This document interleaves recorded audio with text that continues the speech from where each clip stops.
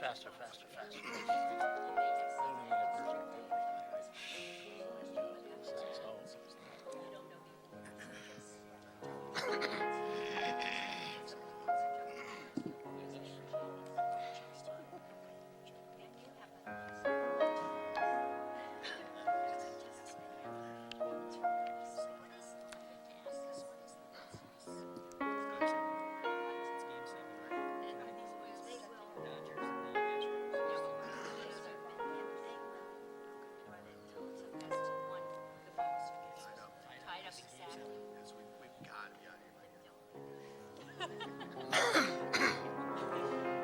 Anything but nervous.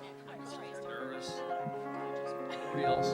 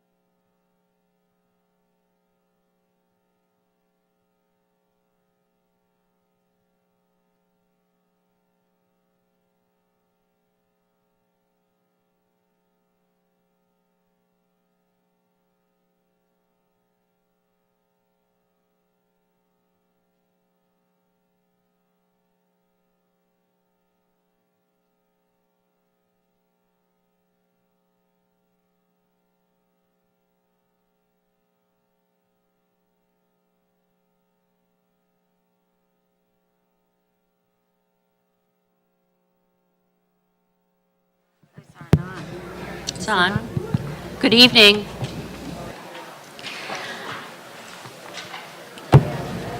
Maybe can you hear me? Yeah. Okay. That was a signal. I am Marcia Marins, member of the League of Women Voters of Chautauqua County, and we are pleased to present our last Meet the Candidates Night for 2017. We want everyone to vote and be confident that their vote will count, but also wants voters to be informed. I'm going to ask that you please silence your cell phones. If you prefer it to vibrate, that's fine, but right now please turn them off. I'm going to also ask that if you have a very favorite person that you want to applaud when they say something wonderful, please hold it until the end, because we have 9 candidates up here and we want to hear from them and not necessarily from you. We have also, the League has a voting website called Vote 411, and we have posed a question to the county legislators and county execs from throughout the county. Only 6 responded, but you have the opportunity to see those responses at Vote 411. You can just Google that and find them. We conduct candidates meeting as a service to the voters because it gives them a chance to form a first-hand opinion of the candidates, and as a service to the candidates because it gives them an opportunity to present their views to audiences of varied political affiliation. We have not given the candidates these questions in advance, except the first one. You can ask them about any issues you care about, and they will respond unscripted so you can see how well they think on their feet, so to speak, even though they're seated here. There is a microphone on my left, in the left aisle, and you need to go to the microphone because this is being broadcast. If you speak from the audience, it will not be recorded, and it'll be hard for people to understand what you're saying. So please come to the microphone. It's hard to see. If I don't see you, just wave your hands frantically and I will try to see you. So this evening we will be greeting and listening to candidates for trustees for the village of Fredonia. To my right are 4 candidates vying for a 4-year term as village trustee. We have the town of Pomfret candidates vying for a position, and we will also have 2 candidates vying for the unexpired term of Roger Ruckman. And these candidates are to my left. The League of Women Voters is a trusted, nonpartisan political organization, and we place an emphasis on getting out the vote, voter registration drives, Take Me to Vote in elementary schools, and efforts to streamline voter registration laws. And these are all a continuing part of League activities. May I present my co-moderator, Judy Reynolds. Yes, we have some suggestions for you as you watch and listen to the debates, and hope these are helpful. First, think about which issues are most important to you, and even jot down what you'd like to learn from each of the candidates. Then, pay attention to how the candidates answer the questions. Are they specific? Are they sincere and knowledgeable? Then, are the candidates being asked about your priority issues? And are those questions fair and pertinent? Afterwards, we really think it's a good idea for you to talk about the debate with your friends and family. And did the debate sway your decision? Did you learn something new about the candidates' positions? But most of all, vote. It is your best opportunity to make your voice heard. and help shape the issues that affect all of us. Thank you, Judy. I forgot to mention that outside of the Opera House in the entryway, there is a pamphlet put out by the League of Women Voters about the facts for whether to vote yes or no for a constitutional convention in New York State. There's also a voter's guide which will help explain the propositions that will be on your ballot next Tuesday. And we also have our own cheat sheet, so to speak, on the Constitutional Convention. So if you need more information to make an informed decision, we have the information you need. So with us this evening are the candidates for Town of Pomfret Board, Mr. Brett Christie and Mr. Michael Reynolds, and candidates for the Village of Fredonia trustees for a full term of 4 years, Mr. Roger Britz, Mr. Douglas Essick, Ms. Leslie Willey, and Mr. Steve Youngins, and candidates for the Village of Fredonia trustee for 2 years, serving out the term of Mark Ruckman, Mr. Michael Barris, Mr. Dale Ricker, Mr. Ronald Lee Sullers. Candidates will have 2 minutes to respond to a question they received prior to this meeting and include a brief presentation discussing their qualifications. After the opening statements, they will have the ability to question one another, and members of the audience are urged to ask questions of any candidates or all the candidates. Please get to your question quickly.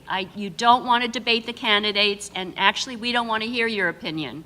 We just want to hear the candidates. Each reply will be limited to 1 minute, and even if a question is asked of a specific candidate, others will be welcome to add their comments or replies of their own. Candidates will be able to rebut and/or challenge each other, and that also is limited to 1 minute, and there will be 1 minute for closing statements. The question that they received in advance is, what is the most urgent problem facing the position you're seeking today? And what is the first thing you would do to help solve it if elected? We will begin with Mr. Sellers. Thank you for inviting us tonight, and thank you all for being here. My name is Ron Sellers, and I'm the recently retired president of Hospice in Chautauqua County, where I proudly served this for 13 years. When I retired, I had the opportunity to go wherever I wanted to go, and I decided to stay here in Fredonia, which has become our adopted home. In deciding to stay here, I was wondering, how do you get involved? And I've noticed and feel there isn't a whole lot of positive energy. There's plenty of energy, but is it positive and coordinated? I don't think so. And what I'd like to undertake is a community-wide visioning process that helps us all frame what we want this village to look like over the next 10 to 15 years, then organize ourselves to get it done. You do that by inviting people, asking them to participate, and creating a picture of what you think the future is going to be. My background qualifies for these kinds of activities. Before I came to Fredonia, I was a senior executive at a health system in Kentucky.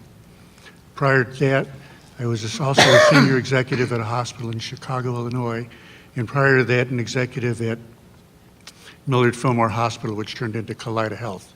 But what really formed the basis for my beliefs is I started out as a school teacher, taught special education kids in Cheektowaga for Erie Wamboses, soon became a principal, then wound up as the director of education and learning for the entire district. And it told me, working in an organization that was regionally based, how important it is to collaborate with one another, come to find a common ground, and put plans together that allows you to execute the plans that you put together. Thank you very much. Mr. Britz. Thank you, League of Women Voters, for inviting me here tonight. My name is Roger Britz Jr. I, along with my wife, Kristen, of 23 years, have both grew up here and called Fredonia our home. We have been homeowners now for 22 years on Hart Street, where we've decided to live and raise our 2 amazing and talented children. Our daughter Taylor is now a sophomore at Fredonia State, and our son Callan is now a junior at Fredonia High. I grew up on West Main near Pine Drive. I attended Alfred State College and Johnson Wales University. I spent time working on Cape Cod in the hospitality industry, and as the town of Barnstable's recycling coordinator, pioneering the first Cape-wide recycling program. I had the opportunity to move back to Buffalo and work for BFI. At that time, it was the second largest waste company in the world. After BFI consolidated its districts, I decided it was time for myself to proudly move back to Fredonia. For 24 years, I started managing, running, and selling 9 small businesses here. I have an entrepreneurial spirit that has been able to provide new and exciting opportunities for our community. I feel my experiences lie in making difficult operational decisions for my companies, and those actions needed and helped protect my employees and their families who relied on me. My top priority for the action in the village of Fredonia is to bring back the required distinction between the legislative and the executive branches of our government, separation with cooperation. For too long now, it has been a gray area for us. Our village is not an island. We need to strongly look at cooperation with regional efforts and the ability to compromise and to move Fredonia forward and prosper again. We are all nice and caring, but as I walked the streets of the village and I talked to the residents, I heard time and time again, Roger, we need strong, independent thinkers. We also need, I'm sorry, I lost my spot. Roger, we need strong, independent thinkers, strong decision makers who are not afraid to speak out for the voice of the residents. Thank you. Thank you. Mr. Reynolds. Thank you for the opportunity to be here tonight. My name is Michael Reynolds. I am running for the town council seat that is open right now. Pull the mic a little closer. I'm sorry. Good, thanks. I decided to run for the town council because I felt that there's an imbalance on the board that we can address with some bipartisan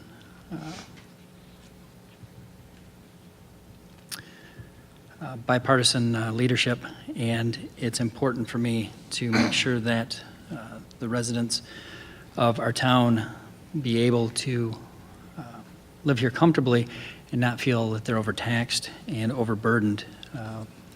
Over time, the tax rates continue to go up, and the jobs continue to leave the area.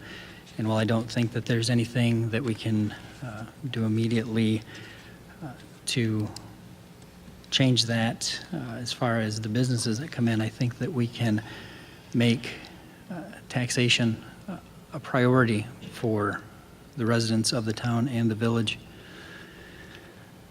I've been a member of the town of Pomfret in this area for 13 years. We relocated back here from North Carolina.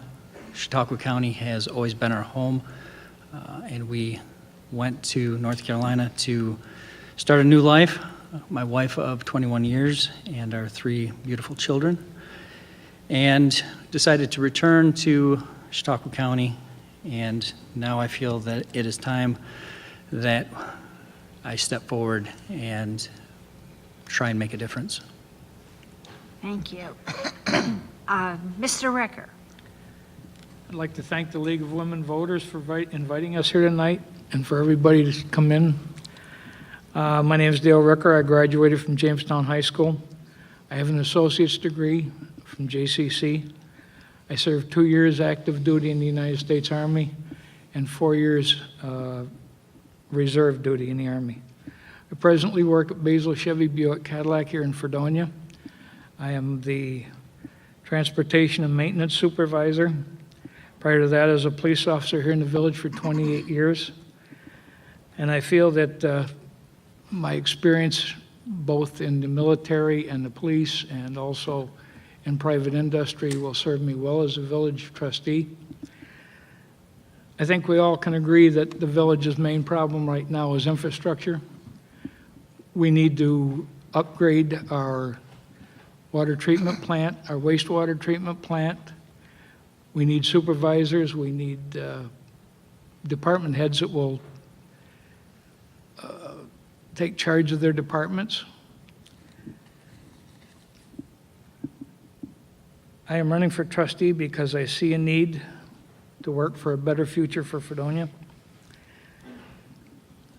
We can't keep losing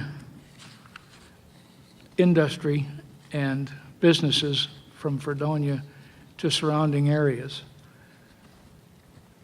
The latest tax increase, the latest water and sewer rate increase has affected a lot of people. The laundromat on East Main Street is a good example. Just the latest increase in the water rates is going to increase our water bill close to $2,500 a year. We can't keep doing this. We have to find other solutions for our problems. I think some of those solutions are not raising the water rates, but Thank you. Thank you, Mr. Ricker. Yep. Mr. Essick. Thank you. Good evening. My name is Douglas Usick. I would like to thank the League of Women Voters for hosting this important debate and for all of you in attendance here and at home. I am the incumbent trustee. I understand the job requirements as well as all the departments in the village and how they work. Understanding how this village works is essential to making educated decisions as a trustee. I am the only candidate with experience as a village trustee. I am employed at Fredonia Central School District as a maintenance mechanic. I'm also a member of the New York State United Teachers Union and currently serve as our union president of our support staff. I have been on our executive board, negotiations, safety, and school consolidation committee in the past. I have been serving our community as an active member of the Fredonia Volunteer Fire Department for over 27 years, having served as 3rd Assistant Fire Chief and numerous other leadership positions. I am a member of the Fredonia Exempts and the New York State Fire Chiefs Association. I am a supporter of clean solar energy and solar Chautauqua. Our house was one of the first in Fredonia in 2013 to have solar panels installed. With respect to small business owners, I understand their concerns. My wife and I have operated a small business from our home for several years now. My experience and my many leadership positions and qualities make me uniquely qualified for the position of Village of Fredonia trustee. The largest problem we face currently as a community is infrastructure, specifically our current water situation. This problem is not a problem of production of water, it is a delivery of it. Our village needs to seek out help by ways of grants or state assistance for this very critical situation that we are in. Our infrastructure has been compromised over 20 times in the recent weeks, and we need to work on repair of critical infrastructure to ensure our residents receive reliable services as basic as water. Thank you. Excuse me. Mr. Youngins. Thank you. My name is Stephen Younghans, and I've been a resident of Fredonia for most of my life. I live on Liberty Street with my wife, Erica, and our 2 children. I feel we need to develop a stronger and more proactive approach to addressing major issues that affect the village, including our water system, the loss of major employers, and a range of municipal services the village is responsible for providing. We do a great number of good things very well, and I applaud our departments and the relationships they have built with each other and the work that they do to keep Fredonia running. I would push for more proactive municipal management rather than reacting to the problems as they arise. We should be investing in our community and its resources rather than doing just enough to get by. I would work for consensus building. A healthy dose of varied opinions amongst the Board of Trustees is imperative to a healthy government. But when those differences become blocks that stunt the growth and progress of a solution, the board becomes ineffective and slow at best. Most of my adult life has been dedicated to public service in one form or another. For 8 years, I was a volunteer for the public access cable station, videotaping and broadcasting, village board meetings, school board meetings, high school sports, graduations, and League of Women Voters programs like this one. I also served for several years as a member of Cable Television Advisory Board in Fredonia. Those experiences with the relationships I've developed in the community, along with my knowledge of how local municipalities were managed, were only strengthened when I started working for the Observer. Writing for the newspaper in turn gave me more access to experience to municipal governments covering issues essential to services including water, streets maintenance, regionalization, and public safety. I see how a range of municipal governments dealt with issues of their day, listened and asked questions, and understand the motivations behind the board actions. I also became a volunteer firefighter and emergency services technician after a story I wrote with the newspaper. That got me to joining. Thank you. Ms. Willie. Good evening. My name is Leslie Willie, and I'm running for a 4-year term for Fredonia Village Trustee. I'd like to thank the League of Women Voters for this opportunity to engage in conversation with all of you. I think it is of vital importance that voters are informed, and I am grateful for their efforts in that regard. I am a lifelong village resident. I graduated from Fredonia High School and went on to study at Fredonia State University, and now I'm raising a family here in Fredonia. For these reasons, this election is intensely personal for me, and I am definitely vested in the well-being of this community. I've always had a commitment to community service and helping others, and my candidacy is an extension of that passion. I co-founded a nonprofit organization, Buffalo Fan Base Incorporated, and currently sit on its board of directors. I am also a small business owner. Through my business, Rooted in Love, I offer birth doula services to expectant parents with the goal of empowering them to make informed choices regarding their care and supporting them physically and emotionally throughout labor and birth and into the postpartum period. When I first considered the question for tonight, what is your top priority for action in the village, my head began swimming. There is so much that I'd like to address. Obviously, the state of our water infrastructure tops all of our lists, but I also see needs for repairs and upgrades to our various departments. Our fire hall is in great need of repair. The facilities that our police department are working in are inadequate and unsafe, and we have to do better for these men and women expected to protect and serve our community.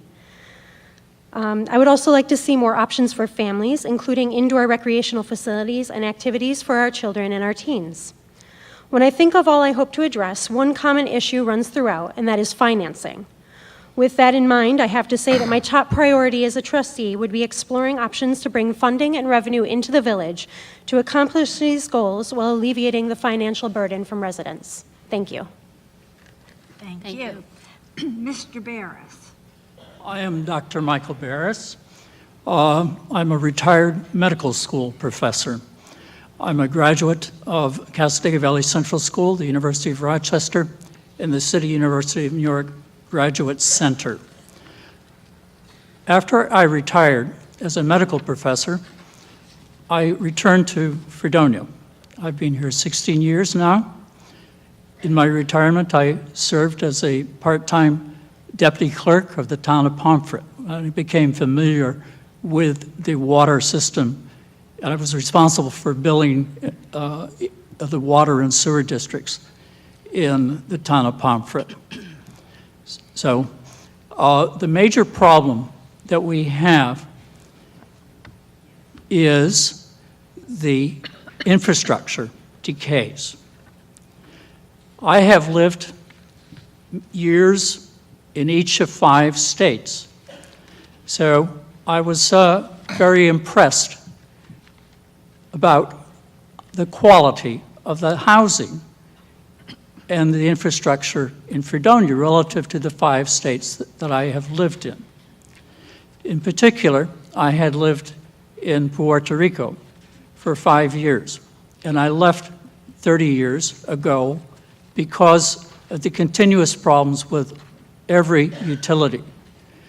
So it was not a surprise to see that the system had completely failed in Puerto Rico after Hurricane Maria. Fredonia needs to make sure that no such problem ever occurs here. Thank you. And Mr. Christie. All right, first I'd like to thank the League of Women Voters to having us all here tonight, and also to thank everybody in the audience that has dedicated their evening to come and listen to all of us speak about what our aspirations are for the next 2 or 4 years. My name is Brett Christie, currently running for the seat on the village town board, where I've held the last 4 years as town councilman. My background a little bit, I'm a kid that grew up in the area, the next town over to the west, raised my whole life here, raised my family here, spent some time graduating from Alfred State College, where I then got a job in Chautauqua County, where I worked in a DPW, kind of similar to what the town does day in and day out. You know, with that time I spent in the DPW, I was able to learn how the inner workings of a DPW works, whether it be a town or a village. Also spent time gaining my water operator's certification. It's been a huge asset to me with the decisions that we are faced. Many of us candidates up here tonight talked about water, water, water. It's also one of my biggest concerns also.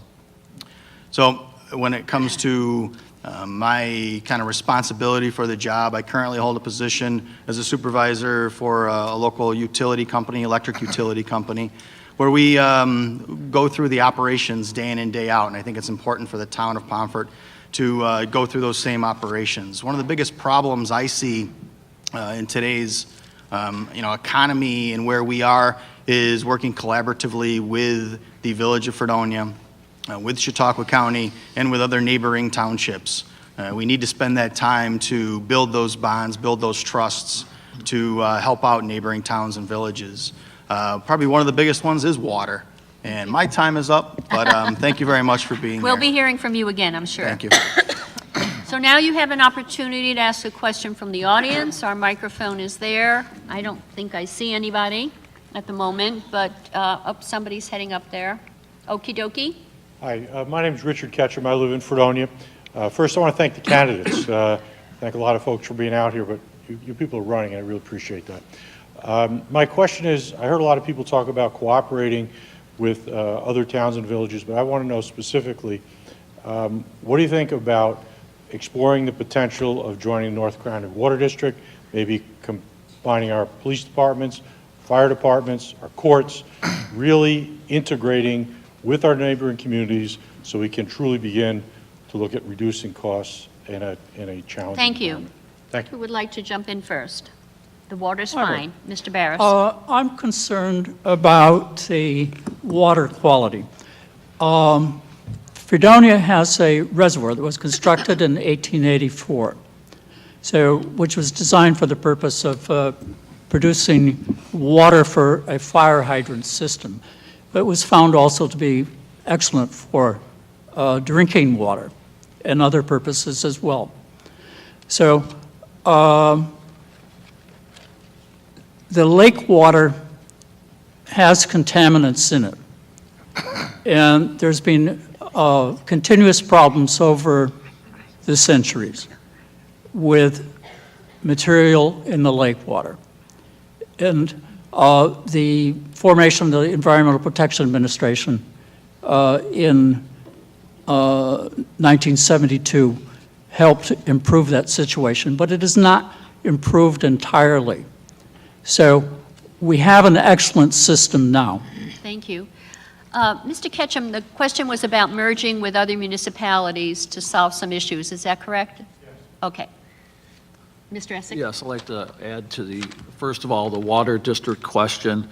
The water district discussion was presented by our mayor and was never voted upon.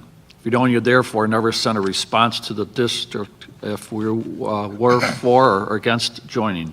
By not responding, the message received by the water district was that we were not interested.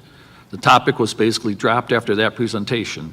I'm wondering if we would have tried to work together with the district, if we could have gotten something going with them. With all the recent water main breaks, I'm glad we were not part of the district because we'd be on the hook for all that water that was lost due to our broken infrastructure. I am open to hear any ideas that will move Fredonia forward on this topic for the benefit of our village. I would like to be very clear. I do not want Fredonia to lose our valuable resources. 1346. We have a lot of town residents that have really poor water. You know, I see them in Walmart filling up their water jugs constantly, and I really feel very sad for them. I do want to look at bringing our current water district out into many other people, so I am all for this North End Water District. I think the town has worked a lot to join that district and continue working collaboratively with other districts, especially Portland, Silver Creek, City of Dunkirk, town of Dunkirk on that. To your question about working collaboratively with other towns, I think it's paramount. We cannot continue to survive as a small little town of Pomfret, a small little town of Portland, a small little town of Dunkirk.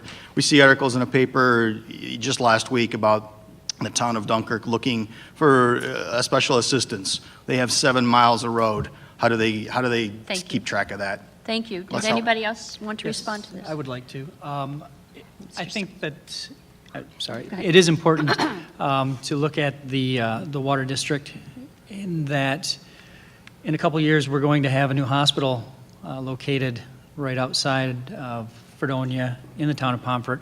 And I wonder what that's going to look like when we have a boil water advisory in effect. So those are things that we do need to consider and look at when we're talking about building our infrastructure, creating a new facility, and making that a positive resource.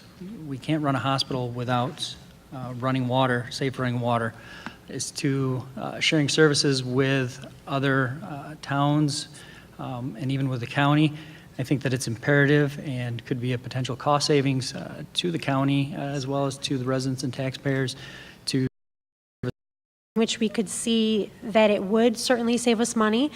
And there are other areas in which maybe it may affect the delivery of essential services to our communities. In terms of the water district, I know Mr. Essick already mentioned that deals strictly with supply only and would have zero effect on the infrastructure issues that we're already seeing. I know that there's been some feeling lately that that may reduce our water rates or our costs, and that is not the case. In everything that I've seen, every piece of information presented to me, it would be quite the opposite. We'd be seeing nearly double the increase in our current water rates were we to be a part of that district. So personally, I am thankful that we are not. If it was reworked in a way that was fair and equitable for the village, I could get behind it, but the way it's presented right now, it is just not a good deal for Fredonia. Okay, yep. Mr. Ketchum asked about sharing services with, and not just the water, but with other municipalities. I think Fredonia's been an island in itself for too long. The police department needs to be upgraded, so does Dunkirk's. It only makes sense for us to find a building or build a building to share with Dunkirk, because being a city, they have more power to get bigger grants. It would cost us less money. It would cost the taxpayers less money. It only makes sense to work with other communities.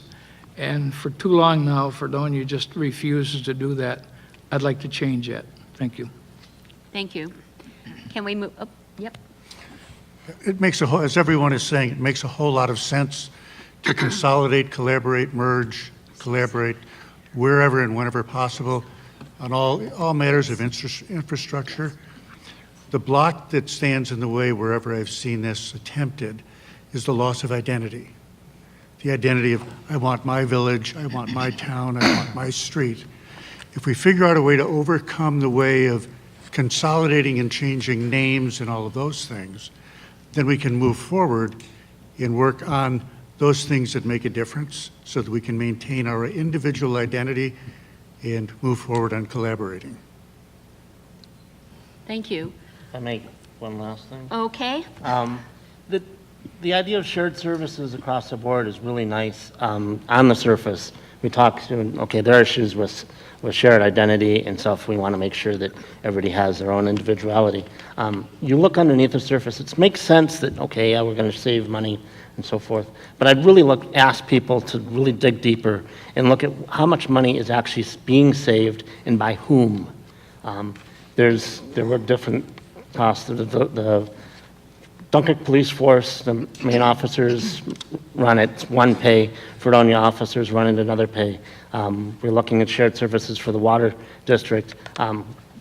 Fredonia would absorb a lot of costs in decommissioning our reservoir and switching over to just using Dunkirk's water. There's a lot of issues with it, and I don't really see a lot of people looking at how much it's actually going to cost the village in the outset after everything's said and done. Thank you. We have somebody at the, I'd like to reply to that. you can rebut, but, okay. Steve's talking about the Dunkirk and Fredonia Police Department merging. That's not what we're talking about. We're talking about having one building for the two of them, not merging police departments, just using the building together. Thank you. Very good, thank you.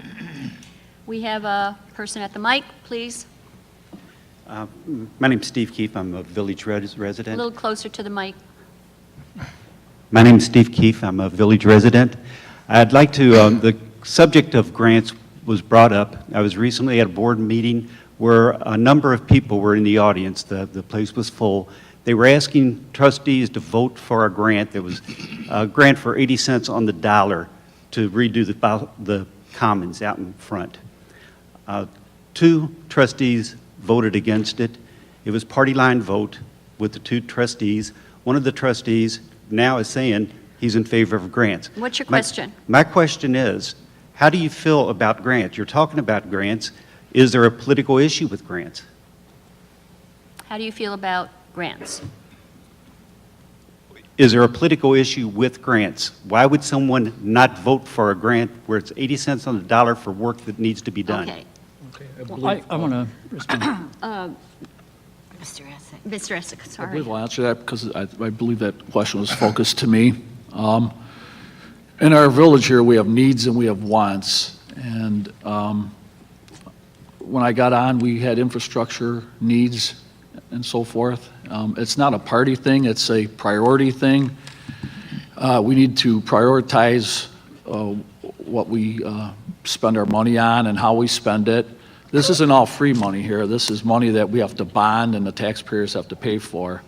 I'm not in favor of bonding when we don't have to. It decreases our bond rating and increases our interest rates.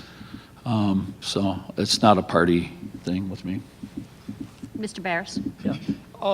I've been supported by National Institutes of Health grants for at least 10 years. And I had considerable expenses. Among other things, I traveled to Europe 5 times at the expense of the United States government.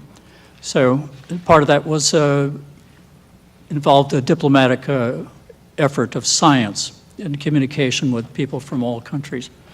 I think that people here don't realize the amount of money that's being spent in medical institutions and for collaboration. And I think when you talk about how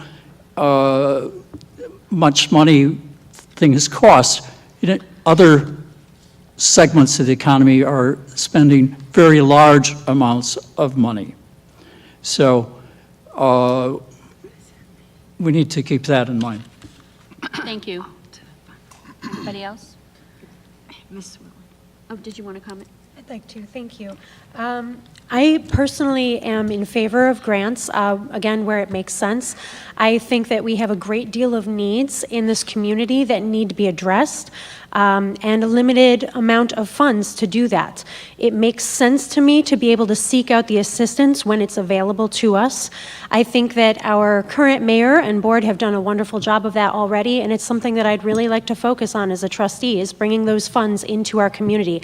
I think we're just as deserving of it as anyone else. Thank you. Thank you. Anybody? Oh, one more. Yeah. Why are we? Okay, I'm in support of pursuing grant dollars, as long as the purpose of the dollars are aligned with the needs and priorities of any organization or any town. And there's a caveat with that, and that is when the grant is done, there needs to be no carrying charges or costs back to the entity that accepted the grants. Okay. Can we move on? All right. Okay, here's a call-in question to the trustees. How do you feel about a school resource officer? Who would like to start? Okay, 2 down here. Mr. Barris? I'm opposed to a school resource officer. I don't think that uniformed police have any role in the public schools. I spent years in universities, and we did not have uniformed officers when I was in university. And I think that emphasized the fact that this was an educational institution, not a prison. Thank you. Mr. Ricker? I'm in favor of an officer in the school. However, the village can't afford to put an officer in the school. If the school can come up with the money, I think it's a great thing. There can be some cooperation between the village and the school, but again, it comes down to the dollar. And I don't want to spend taxpayer dollars on something that goes on in the school completely. I'm not saying that we can't put in some money, but the school has to come up with the majority of it. I am in favor of it. Thank you. Thank you. Anybody else? Yes? Mr. Youngins? Okay. I'm in favor of a school officer, a resource officer. I've seen him work very well before in the school district. As I've said before, I have 2 kids in the district. My son remembers when there was a resource officer in the building, remembers names. And I've heard a lot of other people that have remembered that, and that experience of having an officer walking the halls and teaching classes on occasion was a good, healthy experience for the village. I think in this day and age, the way things are going, where people get crazy ideas on the internet and so forth, I think it's worth having that resource. I also would agree that the village can't fund it by itself. The school district has to provide some of that.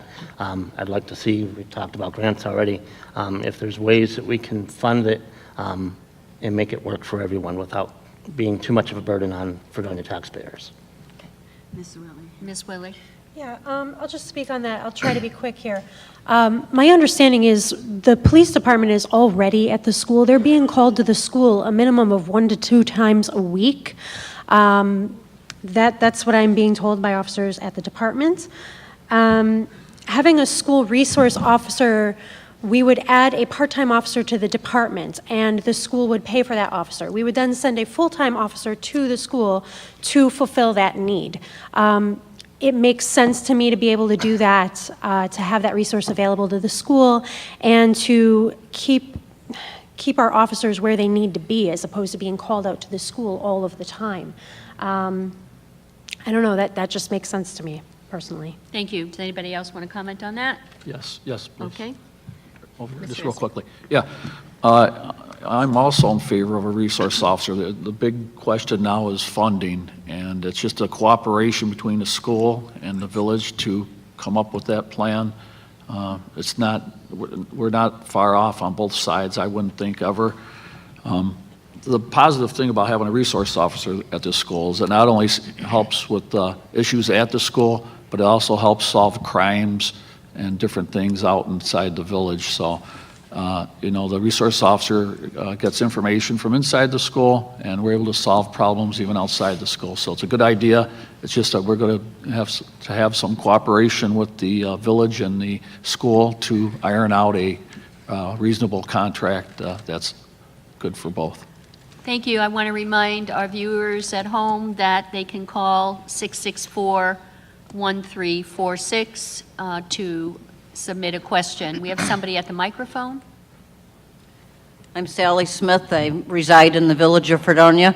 I have a question about the hospital. In view of the traffic pattern out there and the water problems that we have in the village, I wonder if any of you candidates, do you think it's a good idea to have Brooks Hospital located out there on Route 20, or not so good of an idea?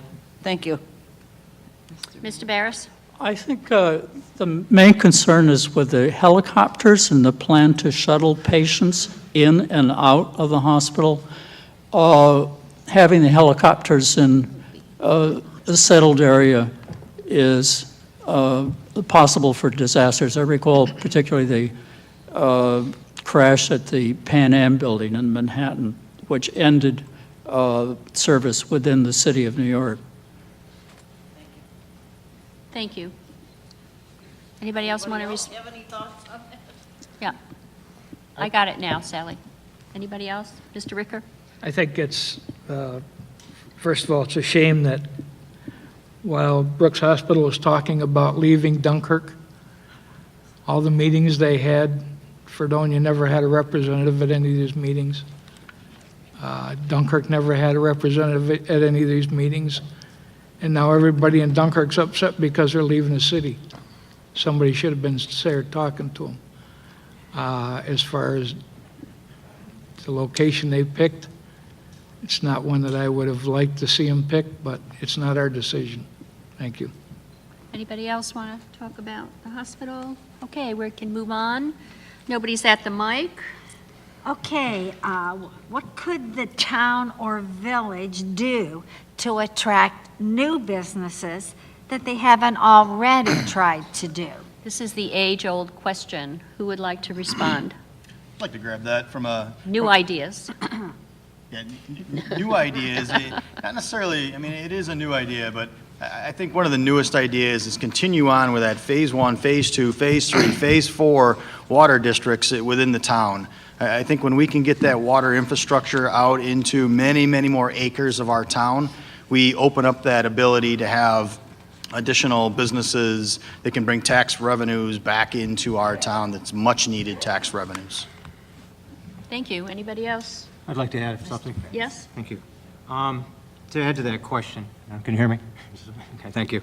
I've been a small business owner in this area for 24 years. I also have worked out different ideas and suggestions and try to come up with new ideas to bring business to the area. I think we need to concentrate a little bit on our resources when it involves tourism. I see opportunities possibly with our fairgrounds. I see possibilities with our Rails to Trails program. We have a football field in the village that I think we could utilize to promote and maybe offer some other sort of tourism attractions. I just think that we should start concentrating a little bit more energies on making our area more attractable to small businesses, not only through our infrastructure, but our appearance of the village. I think I'd like to kind of close by saying that over the years I've tried many different businesses, and some have done very well, and there were needs and wants of the community. Thank you. Okay, somebody at the mic? Considering the increase in microplastics in the Great Lakes and the plastics that litter our beaches, would you consider a ban on plastic bags in the village or a small fee for plastic bags and paper bags? Thank you. Ms. Willie? Yes, you are speaking to my heart right now. Environmental issues are something that are so incredibly important to me because really that is our future, and that's the legacy that we're going to leave for our children. Yes, I absolutely would consider something along those lines. I would love to see the village and our communities as a whole move towards more greener initiatives, clean energy, renewable resources. Something like what you're talking about, I think, would be a really wonderful idea. Yes. Mr. Christie? It was actually Mr. Oh, Reynolds, but I'm I sorry. will talk if you'd like. No, you, if I It would was like, Mr. if you Reynolds' would like. talk. I would just like to add to that, I do believe that protecting the environment, saving the environment, is something that we all have to be conscious of. Unfortunately, when you add a fee to a plastic bag, what you're doing is you're taxing the residents one more time. Think about how many times you walk into whatever local business and you intend to spend $10 and you walk out spending $100 and you don't have any bags to put that in. I think that what we need to do a better job of is finding a way to recycle those and get them back into production another way, not necessarily banning them or charging people to use them. Anybody else? Most stores have bins and recycling containers at their entrances of their stores. I think it's mostly getting people to be knowledgeable of that fact and educate them that there are places you can return stuff like that. And I think it's, like Mike said, it would put an undue more cost on people that I'm not sure is really what we want to do. I think maybe educate the people who shop at these stores and let them know that they are able to return bags in these receptacles at the entrances of the stores. Simple as that. Thank you. Yes? I can understand the concern about the additional costs. You know, like you're saying, you're taxing the citizens again. I understand that concern completely, but I don't think that a paper bag is really such a terrible option. Most stores have them available for use, and I'm sure that more could make them available for use. I don't think that that's, you know, I don't think that's really as big a concern as it needs to be. Thank you. We have a call-in question for Mr. Britz, directed toward Mr. Britz, and it says, you have started and ended many businesses. Will you be committed to the whole 4-year term if elected? It's a very good question, thank you. Yes, I think I will be definitely committed. My recent business, the recent business that I started was sold to a local gentleman and another investor. Part of the deal was a 5-year contract to stay with them and help build and promote their business. It also allows me some extra time to get more involved with our community and to be more involved on the board. This also frees me up part of my contract that I can kind of come and go as I please as long as I get my work done. Thank you. Thank you. We will have one more question, and then we'll have closing statements. In the recent boil water emergency, many households received no form of notification.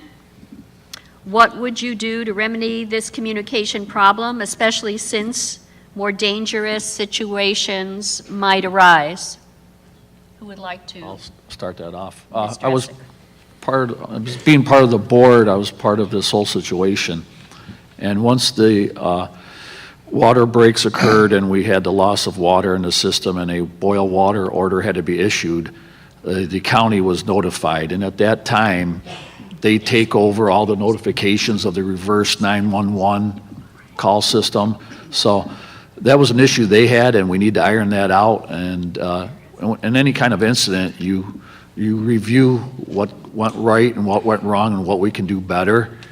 And I think there's a lot of things we can do better, and we will be talking with the county to see what went wrong with those first notifications and try to work on that. But we'll cooperate with the county and get things straightened out for hopefully not the next emergency. Anybody else? Yeah, I'd like. Mr. Christie and then Mr. Barris. Okay. Great. Yeah, you know, from a town standpoint, you know, as most people know, we get, you know, most of our water from the village of Fredonia and part of it from the town of Dunkirk. And, you know, when this last boil water alert, you know, was brought to the table, it was a huge concern for us. When I personally found out about it on Saturday, you know, one of my first phone calls was to our superintendent, Dan Bigelow. Hey, Dan, what are we doing? And, you know, as a town, we maybe have some steps that we still need to take forward on that. He was on top of it as much as he could be. We in communication with the village, and you know, I applaud him for that. We later got some communications out via some Fredonia Central School communication methods, but we have to take some steps forward to notify our community much better for the water consumers within the town of Pomfret, definitely.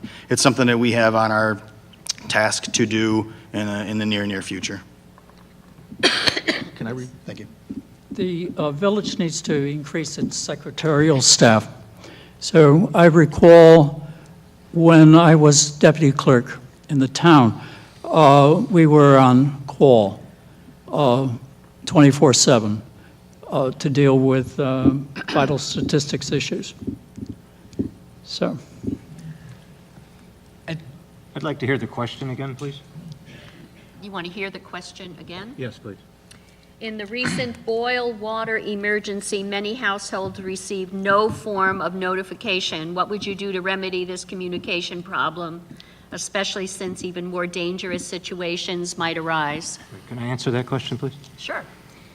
During my walk in the past 3 weeks, I've visited pretty much every neighborhood.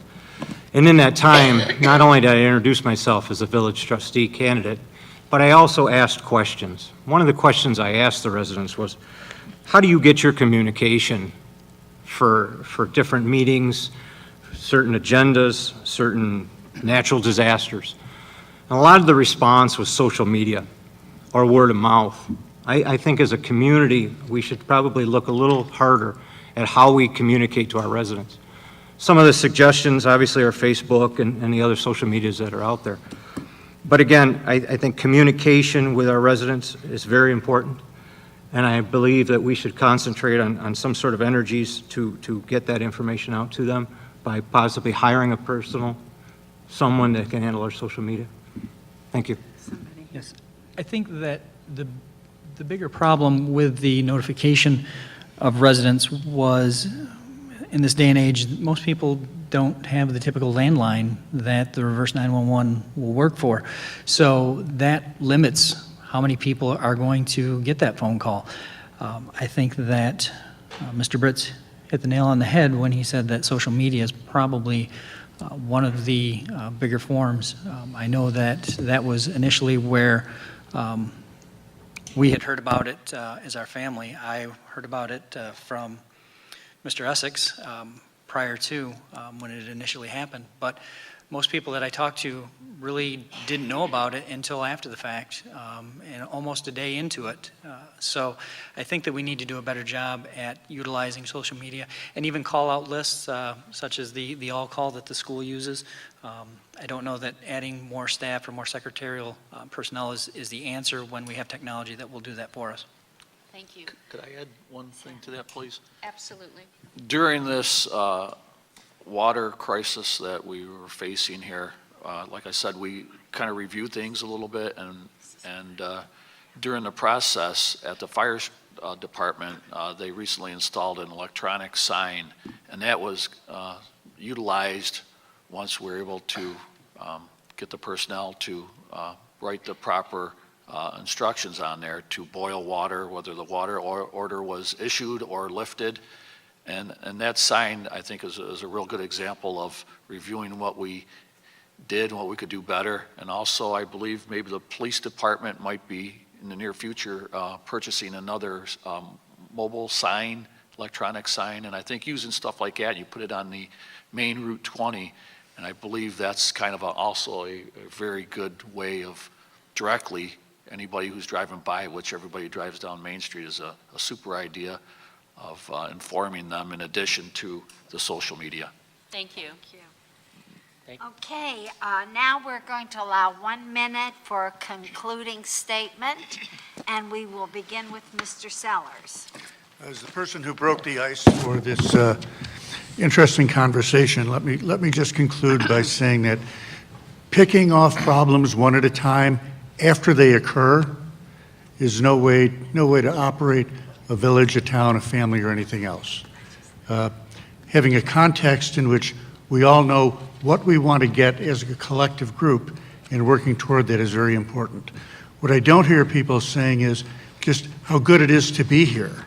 The police department functions very well, and they're outstanding. The fire department provides us with safety and emergency response, second to none. The hospital, wherever it's located, and I'm not sure where the right place is, if there is ever a right place, is there, and the healthcare delivery system works just fine here. What we're missing, very sadly missing, is the ability to come together and to track the development of small businesses in Fredonia. Small businesses that serve the needs of the people and attract tourists to come. Mr. Britz. Thank you again to the League of Women Voters for hosting tonight. In closing, I would like to say, I am your qualified candidate for village trustee because of my years of experience as an independent business owner. Budgeting, employment, purchasing, marketing, and negotiating. These are experiences that will be great asset for this position. As village trustee, before I make decisions on any resolutions, I will ask these simple questions. How much will it cost the residents? How will we secure the funding to afford it? Has the public had time to voice their opinion and ask all their questions? As a voice for the community, I will not make any decisions before all the information is provided. I will also maintain the distinction between the legislative and executive branches of our government. The residents of the village need strong leadership decisions today have an impact on our future. Thank you. Thank you. Mr. Reynolds. Thank you for the opportunity to come here tonight to speak to everybody in the audience as well as at home. I look forward to the opportunity to work with the Town of Pomfret Board. One of the things that unfortunately we didn't get to talk about, which I had mentioned earlier in my concerns, were the tax rates within the town. From 2013, we ranked in the town 14th out of 45 municipalities in Chautauqua County, steadily increasing now to 2017 to 6 out of 45 municipalities. We have an ever-increasing fund balance within the town.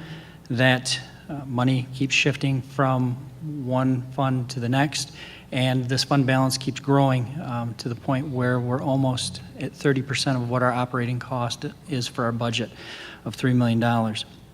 So in conclusion, I would like to say that I guess I'm done. Thank you. Mr. You'd like to say thank you. Thank you. Yeah. Mr. Rick. Where is it? If you'd like to see what's happening in the village change, I ask for your vote. Before I vote on any resolution, I'll ask six simple questions. Does it make sense for the taxpayers? How much will it cost? Where will the money come from to pay for it? Can I personally live with it? Who will it benefit? And number 6, does it still make sense for the taxpayers? I will not vote on anything until I know all the facts. I am running because I think I'm the best person for the taxpayers. I have accepted no donations. I have asked for no endorsements because I want to stay independent and I only want to owe the taxpayers. Thank you. Thank you. Mr. Essick. I'd like to thank the League of Women Voters, first of all, for having us all here tonight. I would like to continue as a village trustee. I have proven that I am a leader, not a follower. I have no hidden agenda. Once reelected, I will continue to push for transparency, accountability, and making fiscally sound decisions. In Fredonia, the trustees are the governing body. We make all the decisions. I will continue to do my homework to ensure I am well informed on all the topics as a result. I understand that we have a limited budget. My focus is representing all Fredonians. I believe the needs of our citizens comes first before the wants. I am a village homeowner and have been for over 25 years. Living here in Fredonia brings concerns about the growing taxes and fees placed on our citizens. I will continue to watch spending closely. My children are grown and I have the time to devote for this position. I have the leadership, knowledge, and experience for this. I will have. Thank you. Thank you. Mr. Young. As trustee, I will incorporate the knowledge and experience I've gained as a volunteer in the community, as a reporter covering 3 towns, 2 village boards, and as a firefighter, parent, and resident to everything I will do. I have a perspective that includes how other municipal boards tackled issues regarding water service, sanitation, road repair, public safety, recreational programs, and other municipal functions. While there are limits to what boards can do for the communities they serve, there are also areas that can go untapped and underutilized. One of my goals as a trustee is to tap those opportunities wherever possible. I enjoy talking to people, finding common ground, and learning new or different perspectives around issues I care about. There are also lessons to be learned, and I look for that. To me, this campaign is not about party affiliation or whose ideas for trustee are better, but what's doing best for Fredonia. I would like to thank the League of Women Voters, the Opera House staff, and the volunteers of Public Access for giving us. Thank you. Ms. Willie. This evening has been challenging for me. I am not a public speaker, and I am making the transition from concerned citizen to politician, which is extremely new territory for me. Nevertheless, I have pushed through my personal anxieties to be here tonight because this is so important to me. I truly feel that a government should be by and for the people, and that's why I'm here tonight, to be a voice for the community. When you choose a physician, I think you should find one who will be a partner in your care. You don't want someone who's going to dictate a plan to you and then walk out the door. You want them to hear your concerns, to make suggestions, and to work with you to formulate a plan. I feel the same way about elected officials. I'm not here tonight with an immovable agenda or to tell you what I think is best for you. I'm definitely not here in simple pursuit of a title. I sit before you a willing partner with a positive and progressive outlook for the village that we call home. I'm eager to hear your concerns and suggestions, to formulate a plan with you, and to work very hard for you to put that plan to action. I hope that you'll trust me with your support and vote on Tuesday so that we can begin that partnership. Thank you. Mr. Barris. Yes. I want to respond to Mr. Sellers' initial comment. The Fredonia Village had a comprehensive study that began in 2005 and went to 2010. I don't think we need to do that again. Back to my closing statement. We have a broad selection of people here with different political views and different backgrounds. The voters have a choice. Make a good choice.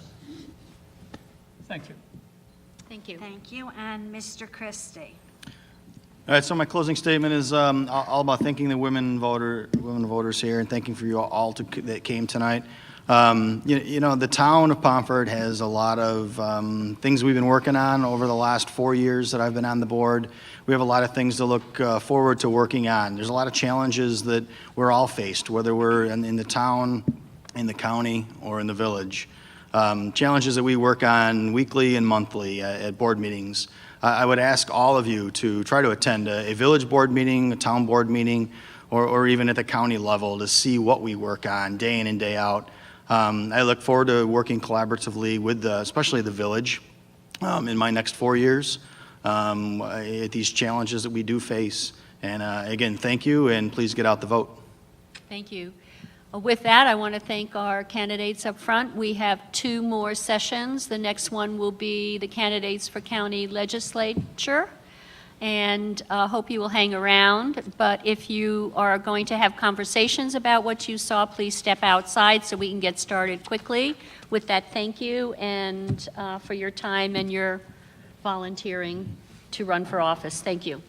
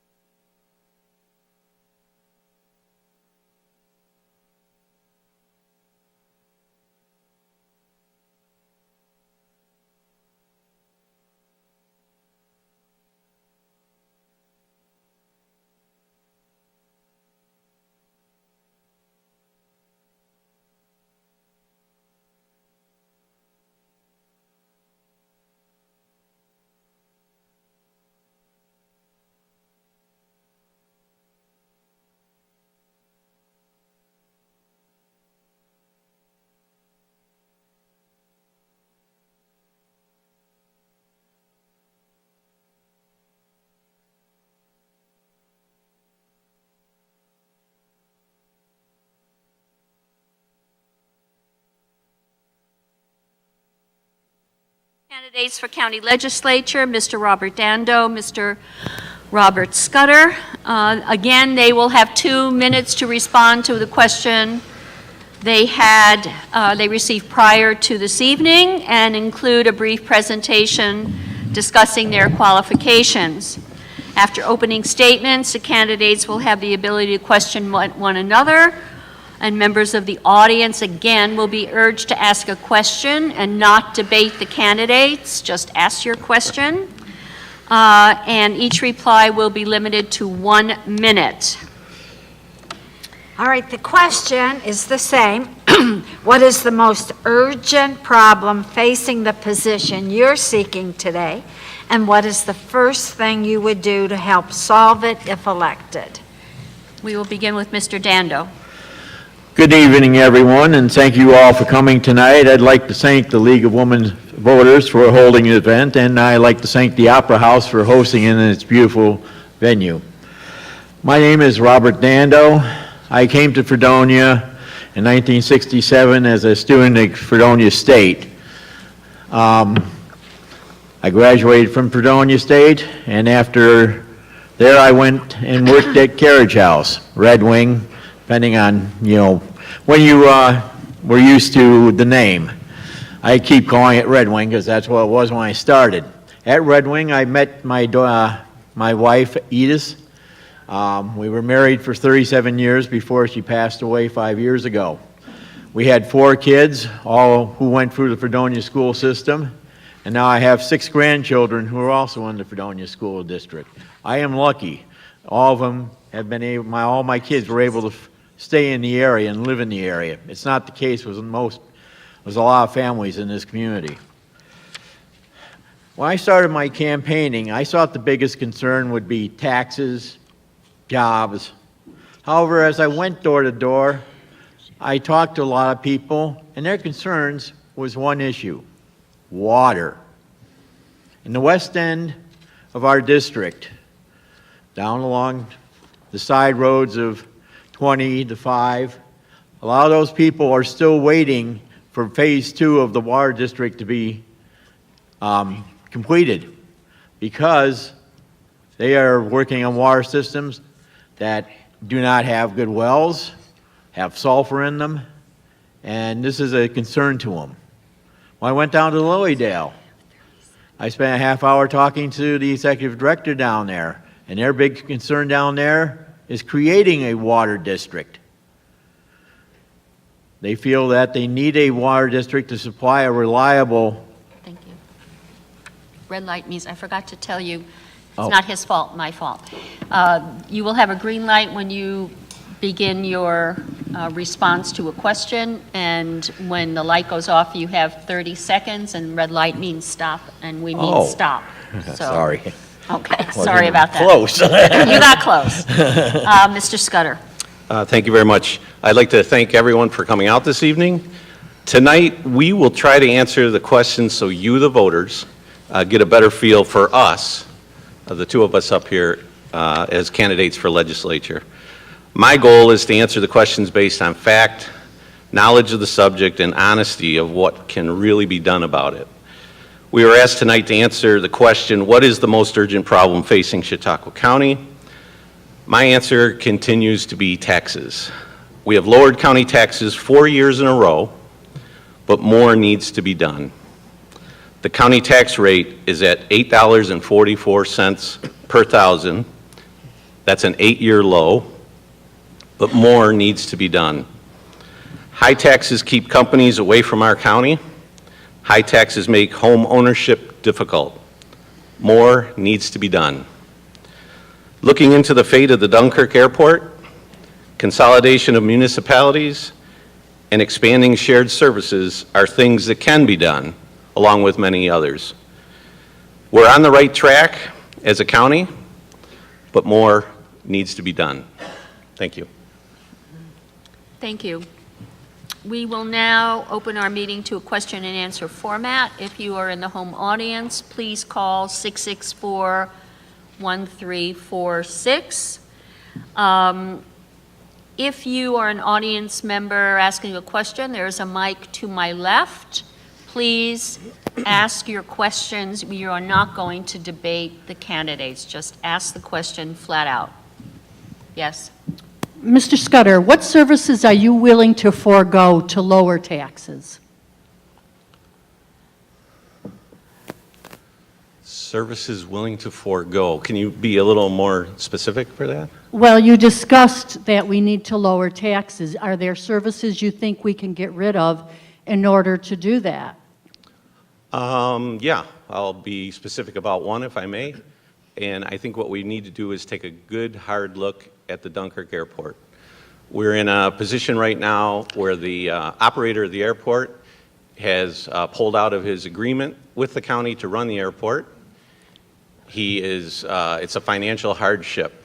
Now, this operator has been running the airport for about 30 years now, and if he can't make a go of it with the experience, I question whether anyone else could come in. And does that mean I keep going when it goes off? keep going to the Okay, end. sorry. 30 seconds. I wonder if anyone else could come in to take it over. And if no one can take it over, if it falls on the lap of the Chautauqua County, they have to run it, there's going to be a tax increase for sure. It costs us now to run it, and I'm sure it'll cost us more in the future. Do you know what the savings would be? Thank you. Did you have another question? Do you know what the savings would be for that? If I'm correct, the two airports, it costs us about $1.5 million. So I'm assuming, if we do the math, one airport might be $750,000. I don't know that for sure, but that's my guess. Did you want to comment on that? Yes. I think that we have to keep the Dunkirk Airport. I think with the start of new businesses, a lot of them are not multinationals. This was brought up in last Thursday's debate. I feel that the airport serves a good purpose. Many of those businesses rely on air travel in order to get to places. And going to Buffalo, quite frankly, is a hassle for them. By having the Dunkirk Airport open, it allows those businesses to be able to arrive here, especially if we're considering the new plant that we are building in the town of Dunkirk. Thank you. Excuse me. Then is the only way to lower taxes, is it to sell that property? Or sell properties. Is that the only way? You've lowered taxes, but you've also sold a lot of things, so is that the way, the only way you've lowered taxes is by selling off properties and What are a lot of things that we've sold? county home? That's You're talking one. about the airport now.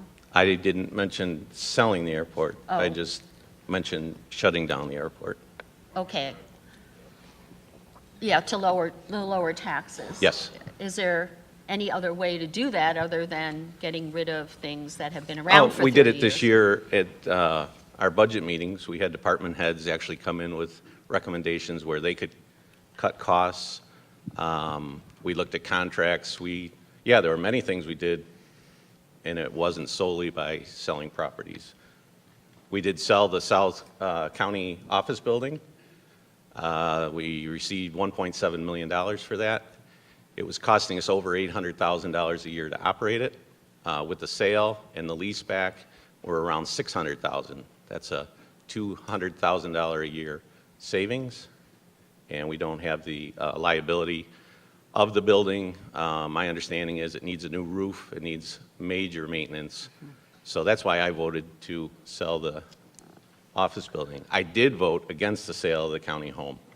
I felt that was necessary. The people that are at that stage in life deserve the best we can give them, and that's why I could not vote for selling the county home. Did you want to respond at all? I've heard both pro and cons on the sale of buildings. Now, I fought against the county home being sold. I attended the rallies. I was on the picket lines. I just wonder how a person can sell a building, lease it back, and the buyer of the building is going to be able to make a profit on it. That's why I'm kind of curious on why we're going to gain $200,000 from the arrangement. Okay. Can I respond to that? Sure. Typically, like the county home, a private business can run it, I don't want to say more efficiently than government can. They can find ways to cut costs. Their payroll is usually less. Benefits can be less. So their overhead, like the county home, is much lower than government running buildings such as that. Yep. In other words, you're saying that basically the landlord, by cutting workers' wages and benefits, is going to be able to give the county taxpayers a better deal.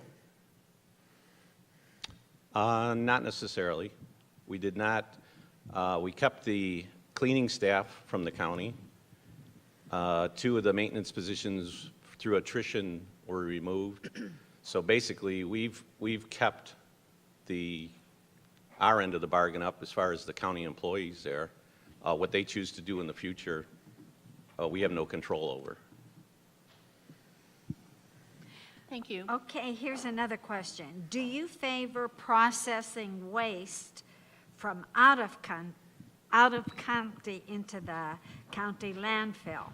If so, would you put any limits on that kind of, the kind of waste? Nobody wants to answer that. Okay. No, I don't feel that we should be accepting waste from outside sources because we don't know what we're going to get. I know that the county landfill at the present time is making money for us, despite the fact that I know there are some people who want to sell it. But I feel that taking waste from the outside gives us too many problems. As I said, I don't know if we're going to be able to really know what other people are putting into their garbage. They could tell us one thing and in reality be covering it up. Mr. Scudder? Yeah, I am in favor of accepting the waste from out of county. It helps. The landfill is run as an enterprise account, which means it's self-sufficient. It pays for itself in theory, and for the most part it does that. Bringing in the outside waste helps the taxpayers of Chautauqua County. When we make a profit at the landfill, it's good for everyone sitting here tonight. As far as limiting it, of course, we don't want to fill the cells, but the cells have been designed to handle years and years of trash coming in. So I'm sure there's a checks and balance already in place that they're not going to allow more garbage to come in than it's intended for. Thank you. Nobody's at our mic. The sheriff's office takes a large chunk of the county budget. Can you suggest any new way costs could be reduced there?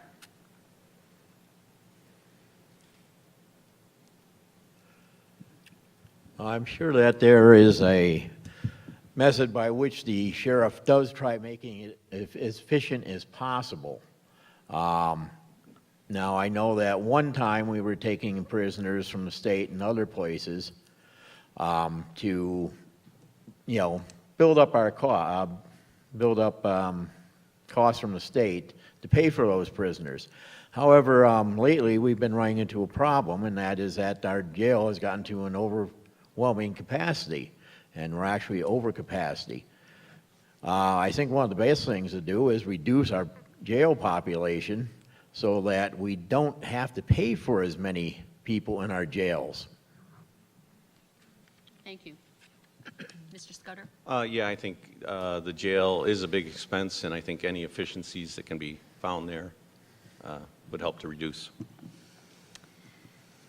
Okay, where do you stand on the introduction of wind farms in our county? I'll take it. First of all, wind farms. Anything that we're going to say tonight is a kind of a personal opinion of wind farms. The county is not, they are involved only by pilot agreements on taxes. The decision to bring wind farms in is up to the individual townships.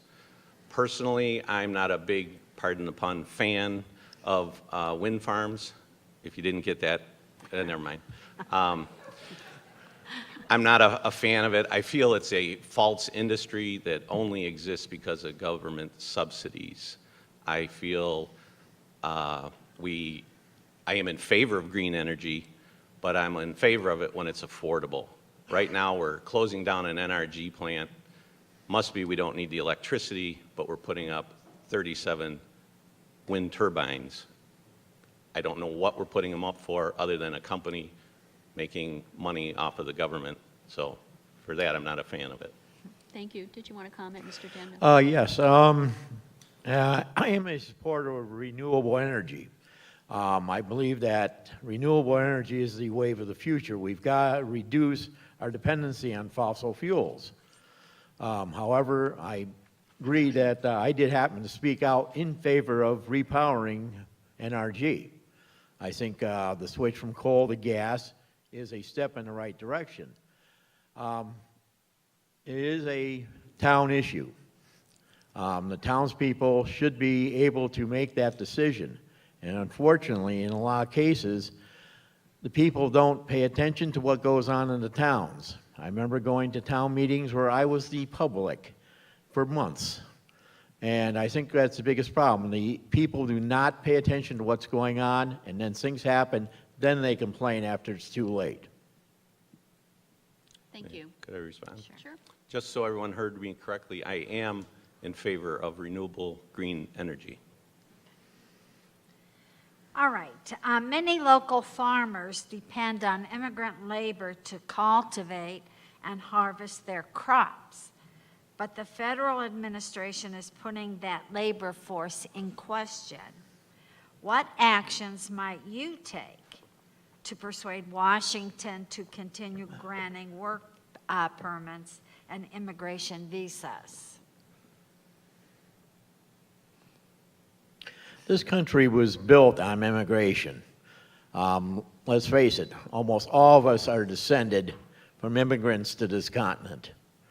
I know my ancestors came over on the Mayflower in one case. Somehow they remembered to pick him up after he fell overboard.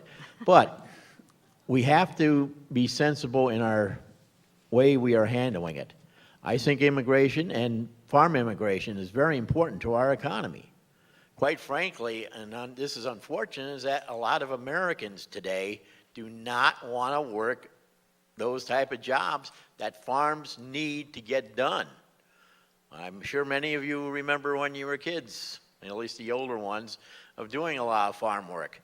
Unfortunately, our kids today are not geared in that direction. Thank you.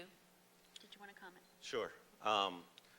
I have a friend of mine who has a large grape farm and does a lot of vegetable farming, and without the migrant workers, he probably would not be in business. He's told me that personally. As long as the rules are followed, we have very little say over what the federal or state government's going to do. Trust me, I've been there. We do this fun thing every month. It's called motions that we send out to the governor and we send it out to the federal government. It's not a resolution, it's just how we feel. And I don't think they're all waiting at their desks for how Chautauqua County feels about certain topics. So, again, that's sort of out of our hands, but as long as the immigration is legal, let's go for it.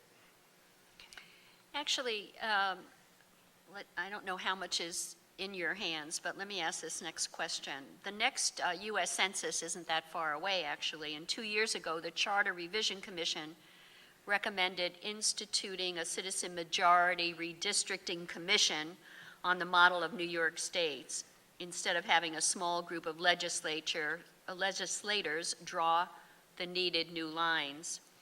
The legislature hasn't acted on this recommendation. What do you think of the idea, given the known problem with gerrymandering? We definitely have to go to a more independent form of redistricting our legislative districts. Gerrymandering is quite common. We see it all over the place. We saw the way our congressional districts are strung out.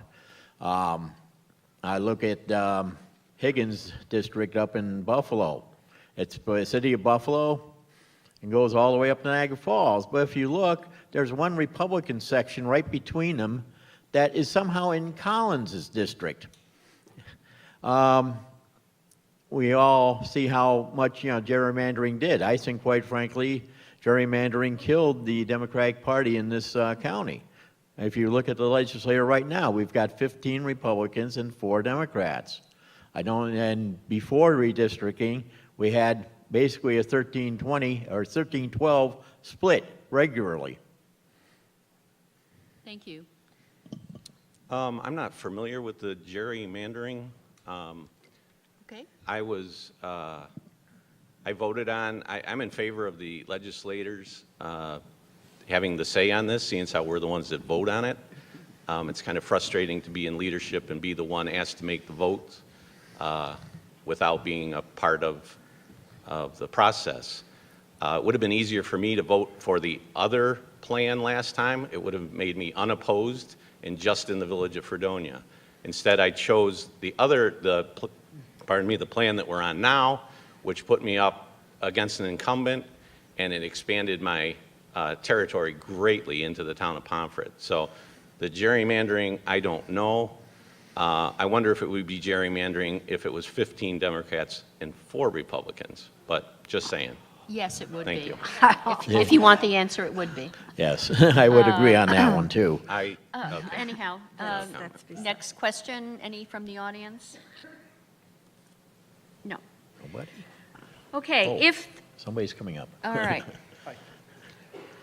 Hi. A significant component of the sheriff's budget has to do with transportation of prisoners to our local courts, and that's pretty substantial. Other communities have had district courts, and that's a consolidation, and I noticed that the local communities here in Chautauqua County are very much against consolidation and shared services, which I think is necessary if we're going to continue the trend of trying to lower taxes while paying our bills. I'm just wondering, on a county legislature level, is there anything that can be done to encourage the local communities and municipalities to consolidate and shared services? Thank you. I'll take that. Mr. Scudder. Yeah, we have been in a discussion about that. It's very tough for people to give up their turf. You've got judges that want to be judges. We've talked about county courts where it's in a centralized place, maybe having 2, 3 of them, rather than, I forget how many there are, over 20, 30 of them. So we do have the sheriff driving all over. If we could have a south, central, and north, I would be all in favor of it. Right now, I only know about discussion. I'm not sure what we've done to actually get that in place.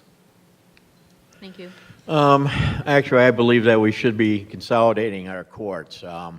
What we should be doing is working with the town and pointing out the cost benefits for them. A lot of the courtrooms, if you've been to a small town court, you notice how easy it is how crowded it is. I was, taking care of a traffic ticket. 2 weeks later, a prisoner escaped from that court, and I can see how easily it was from that court. It was easy to escape, and therefore, I think what we have to do, especially for prisoners, is possibly seeing if at least we can get the jurisdiction transferred over to Mayville, where the county jail is located, so we don't have these costs, saving the taxpayers money for those costs, reduce the cost in the sheriff's budget, and actually make it safer for the individual communities themselves. Thank you. Still no questions? Okay. County coroners have asked for more money. They now get $80 a day on days when they are called in on cases. What do you think is proper compensation for them? I'll take that. We're in the process right now. In fact, I'm the head of the Administrative Services Committee, and right now we are in discussion as a full legislature as to what to do about this. We are all in agreement that the compensation needs to be raised. What we're doing at this current time is we're checking with neighboring counties to see some offer retirement, some offer health insurance, some So we're getting the per diem pays, we're getting the health insurance, we're getting the travel expenses, we're getting the retirements. So we want to make sure that we're comparing apples to apples and give them the best possible deal that we can. Thank you. Do you want to respond? Just I would have to agree with Mr. Stutter on this point. We have to do our best to try cutting costs, but make it more efficient and make it in line with everything else around the state. It's a very important position, and it's something that, due compensation should be given to them in the process. But we also have to look at the best way we can do it. And seeing, I think the county committee is doing their darndest to get it done. Time flies when you're having fun, and now we have closing statements. Already? We begin with Mr. Dando. Okay. This is my first real run for a major office. I held union offices throughout my career and as a union official. But I do believe that, I bring to the table is a fresh perspective upon what is being done now. I think we need to be more proactive in our actions. Redundant. And that I feel that, I am retired now, and I think I can devote more and more of my time to the position. I plan on studying all sides of the issue before I go into it. I believe in research, my academic background. I believe that, I will offer a new voice in legislation. Thank you. Mr. Scott. Okay, I can't resist this because I'm a smart aleck at heart. Fredonia hardware is paper bag only. Thank you. With that being said, serving the people of Chautauqua County as their legislator for the past 8 years has been a real privilege for me, and I mean that from the bottom of my heart. Fortunately for me, it is something I truly love to do. As I continue to serve, I will stay committed to the people. I will remain the most accessible legislator. Everybody knows where I am during the day. And my experience will help me continue to serve more effectively. Being in touch with my constituents is important to me.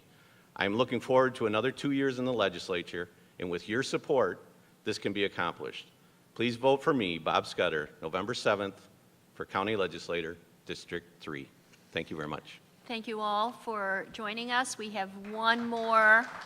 Thank you, candidates. We have one more panel up here for county clerk, so we'll do a quick do-si-do and begin again. Thank you.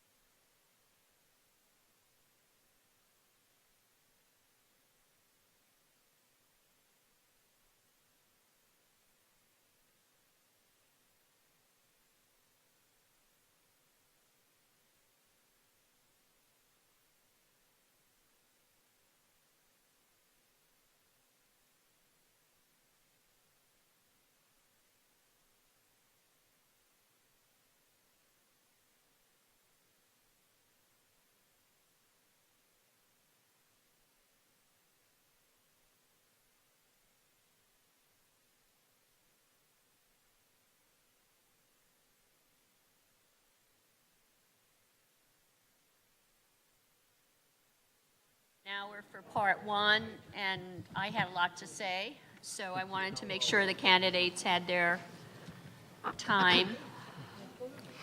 So we're running a little late. I think we're ready to begin. With us this evening are the candidates for County Clerk, Ms. Leanne Lazzaroni and Mr. Larry Barmore. Again, they have 2 minutes to respond to a question they received prior to this meeting, and including a brief presentation of their qualifications. After their opening statements, the candidates have the ability to question one another, and members of the audience will be able to ask questions as well. Each reply or rebut or challenge will be limited to 1 minute. I will again ask that the audience ask a question and do not get into a debate with the candidates. And there will be 1 minute for a closing statement. Judy? Yes. Again, the question that they received is, what is the most urgent problem facing the position you're seeking today? And what is the first thing you would do to help solve it if elected? And we begin with Mr. Barmore. Thank you. I want to thank the League for having the debate tonight, and I'd like to thank all of you for sticking it out this long. Boy, you're tough guys. Anyways, I'm Larry Barmore, and I am your county clerk. I have over 40 years of business experience, customer service. Those of you that don't know me personally, I owned Gaymark Tire in Cassadaga for 40 years. Sold the business to become county clerk 4 years ago. Asked what the most pressing problem is facing the clerk's office today. In the last 2 debates, I mentioned the 130 plus laws that govern how we record and file the records that we have in our office, and how we have to constantly keep abreast of what's going on because of the different ways attorneys and others try to come up with creative ways of bringing us documents that we hadn't seen before. But you know, on top of this, 2 days ago, New York State just had a soft release of the Real ID license. This is brought about by the Homeland Security Department. As you all know, New York State licenses aren't going to be valid much longer for getting on airplanes, crossing borders, and things like that. So as of right now, New York State has 3 different kinds of driver's license: the regular license, the Real ID, and the enhanced driver's license. And of course, typical New York fashion, we've been studying this for probably 3-4 months now, and New York still doesn't have all the answers. They tell us every day, this is what we're going to do now, but we're going to see how it works, so stand by for changes. And of course, our people are the people on the front lines that have to deal with the people that are frustrated because New York State continues changing the rules. But our people are professional, and we'll continue dealing with this as need be, and we'll get through it. Thank you. Thank you. By the way, we have lights for your timer. When you start speaking, the light will be green. When the light goes off, you have 30 seconds left, and then red light means stop. Okay. Sorry about that. Ms. Lazzaroni? Hi, I'm Leanne Lazzaroni, and first thing I want to do is I want to announce that I am now a Fredonia resident. I lived in Cassadaga all my life, but I love Dunkirk and Fredonia. It's where I shop, it's where I go out to dinner, and I believe in the North Chautauqua County community. Who am I? I am a mother, first and foremost. I'm the resource coordinator in the Dunkirk City Treatment Court, and I'm a volunteer in our community. Larry and I have met 3 times now, once in Jamestown and in Dunkirk, and now here in Fredonia. The issues in these 3 debates have become clear to anyone who's listened. The difference between us is pretty clear. I will not be a political county clerk. I will not be involved in politics during the workday, and I won't be involved in partisan politics at night either. It's important that our elected county clerk rise above politics at all times. I will be a full-time county clerk. I will work a full work week for the county clerk, according to the county personnel department, is 35 hours. I promise to be an active county clerk who works some nights and some weekends. I will not have any other job. I will be a full-time county clerk. I will be a hands-on county clerk. I'm not much for being behind a desk. You'll see me out and about, and I am confident that the seasoned personnel will allow me to be a good manager who also will have time to concentrate on the high morals in our DMV offices and a high level of customer service. Thank you to the League of Women Voters for hosting these 3 debates. Thank you, Larry, for participating and allowing me to present my qualifications, experience, and skills. Thank you. No questions? Nope. We're going to now open our meeting to a question and answer format, and hope you have some questions out there. If you have a question from the home audience, please call 664-1346. The first question, since nobody's at the microphone, is from Mr. Barmore. You must be aware that you are rumored to transact some of your private business during office working hours. You said that your private business is just a hobby, and you said that the person who accused you to the County Ethics Committee harbored a private grudge against you. Can you suggest any way that a voter could verify the facts in this matter? Probably not. It's a personnel issue. I answered this question previously. I had to make some decisions concerning an employee in our department that needed to be taken care of. This person didn't like the decisions that I made, filed a union grievance against me and other charges as well. I won the union grievance, and all charges were dismissed. I'll tell you, this could have been a distraction, but I didn't allow it to be a distraction. While this was all going on, I was streamlining the DMVs. If you haven't been there in a while, you no longer have to take a number to get served and then wait in line again. In Jamestown, we moved our DMV to a more central location that was more convenient for customers. I negotiated a lease that saves taxpayers nearly $100,000 over the terms of the lease. We've got parking now at all our DMVs. You don't have to park on the streets. You don't have to feed the meters. Everything is much better for all people in Chautauqua County. Thank you. Did you want to say anything? No. All I can say is that I am not going to have any part-time business. I'm going to be a full-time county clerk. I will not have any distractions, and I will be committed to the office of the county clerk. Thank you. Question, please. Yes. Get close to the mic. My name is Anna Wilcox. I'm from the town of Arkwright, and this question is for Leanne. Leanne, you have claimed no personal knowledge of a supporter of yours who used the county email server system to ask employees in the county clerk's office to attend a fundraiser for you. Have you returned any of these contributions, or do you plan to do so? What contributions would that be? I don't understand the question. That you had, that people that were involved in your campaign used the county's email server to invite them to your fundraiser. Well, actually, I will answer that question. After that question that was proposed to me in Jamestown, I started asking around to the people who helped me with my fundraiser. And it actually happened to be a young lady who was very interested in politics and wanted to help with my campaign and sent out lots of invitations to my fundraiser. And I did not know that she sent them to the county clerk's office. She was not aware? No, she was not. She's young. We're not debating with you. Please let her answer, and that's it. Continue. So when I questioned the people who helped with that fundraiser, she had readily admitted that she did that. She didn't realize that that was a problem. And I did correct her about that issue and told her that I felt it was improper. Whether there's anything really legally improper about that, I'm not sure. And as far as your other question about the county server, it wasn't used by the county server. It was used from her personal email. And the county emails are out there for everyone and anyone in Chautauqua County to see. Thank you. Any other questions from the audience? I would like to speak on that for a second. You have 1 minute. Just on her statement that the county emails are out there for anybody to see, that is not true.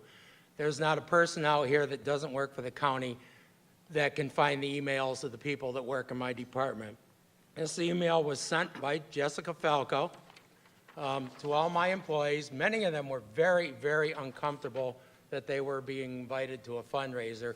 However, Ms. Lazzaroni and her daughter, who is also a county employee, do have access to the county email system, and they could look up all of these county emails. So I don't know how Ms. Falco got the email addresses to the county employees, but she had no way of getting them without help.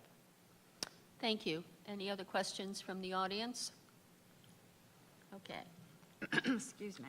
Ms. Lazzaroni, have you had experience managing a set of offices with many employees in different locations? If not, what prepares you to do so now? Well, I manage lots of people in my daily work life, and just because they're not my paid employees doesn't mean it's not management. I manage a drug court team which consists of a judge, a prosecutor, a public defender, people from the treatment community, people from the mental health community, someone from the Dunkirk Police Department, somebody from the jail. I manage that team. I coordinate everything that happens on that team week to week. I coordinate the resources from the court to the treatment providers to probation to all those places. And I coordinate about 100 participants in my program to receive the resources that they have. Just because they're not my paid employees doesn't mean that I'm not a manager. And I don't think that you can judge me because I don't have paid personnel. Thank you. In my career, I first got out of school. I went to work for Big N department stores as a management trainee. I worked my way up to assistant manager of a department store where I had 55 employees under me at the age of 22. At 23, I went into business with my father. He worked till 92, and I kept the business going until 2013 when I sold it. During that course of time, I have hired, managed, supervised hundreds and hundreds of employees over the years. For the last 4 years, I've been your county clerk. I have 28 employees under me, 28 distinct personalities that have to be brought together to work for the good of the taxpayer of this county every single day. And I have the experience and the knowledge how to do that. And I will continue to do it for the next 4 years if you re-elect me to this position. In Dunkirk, we had a couple of questions about bilingual clerks. Who sets the salary scale? Well, you said that your wish to have bilingual clerks in all your offices, that you wish to do that, but that the civil service exams and salary scales stand in your way.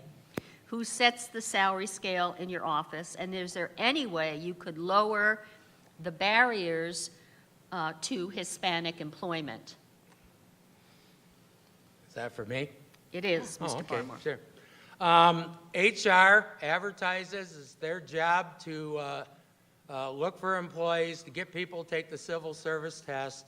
All the jobs that we have in our department, the job titles and the wage rate is set by HR, by civil service. We have no control over it. I did make a comment that Spanish-speaking jobs in the county as a whole pay better than what a DMV employee job would pay. So not a lot of Spanish-speaking people take the DMV test because they can make more money working elsewhere.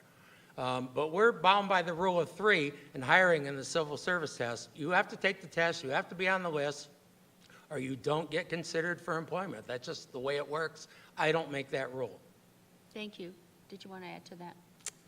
I can only speak from my experience in that the 13 years that I've worked in the treatment court, I've had an intern from Fredonia State every single semester.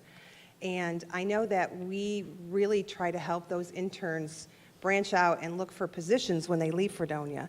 And not all of them are looking for, I looked it up, and I think the entry-level DMV is about $24,000 plus a benefits package. So I think that we could do more to encourage people coming out of JCC or Fredonia State looking for those entry-level positions. I know that we had a person that was interning with us, and they were bilingual, and they ended up getting a nice provisional position with probation until they took the test and passed the test and became a probation officer. So I just think there's lots more that we can do in encouraging people to do that.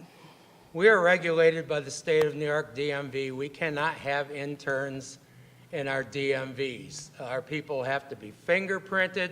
They have to be approved by New York State. They have to be into the system. We can't just take people off the street and put them in our DMVs because New York State will not allow it, especially now with Homeland Security and this new Real ID license, that we have to get proof of who people are before their license are issued. And I keep hearing about this provisional hiring. Anybody that works for the county or the government knows, as long as there's an active list out there, hiring must be done from that list according to civil service rules and regulations. According to the rule of three, provisional employees are not allowed only when there isn't a list. Is there not a list currently for the DMV, Mr. Bummer? They just took a test this last weekend, and there'll be a new list come probably March. Well, I would just like to respond. I wasn't suggesting that we put an intern in the DMV. What I'm suggesting is that as a manager, I will think creatively how to inspire people to want to take those kind of jobs and to create an atmosphere where people know that there are those jobs out there right out of college, whether it be JCC or Fredonia State. I don't think we should dismiss the fact that we can recruit people to take those civil service tests. I know that the state police sends out recruitment lists. Come take our tests. There's no reason we couldn't do those kind of things within all of the county services. I'm not just talking about the DMV or the county clerk's office. I'm talking about all of Chautauqua County offices. And that is the job of the HR department. The county clerk is not a guidance counselor at the college. The county clerk has a clerk's office to run. We have an HR department. Joe Perpelia ran it for years and years. Now Jessica Wisniewski is there. It is that person's job to recruit people for county employment. And, they don't run the county clerk's office. We don't run the HR department. I wasn't suggesting that I wanted to run the Human Resources Department, Mr. Barmer. I was just thinking creatively outside the box. And I think that's what fresh new ideas are all about. And that we should, we should always look, we all do a great job at our jobs, but we can always do better. And somebody can always come in and tell us how to do our jobs better and think outside the box. It doesn't have to be status quo. Thank you.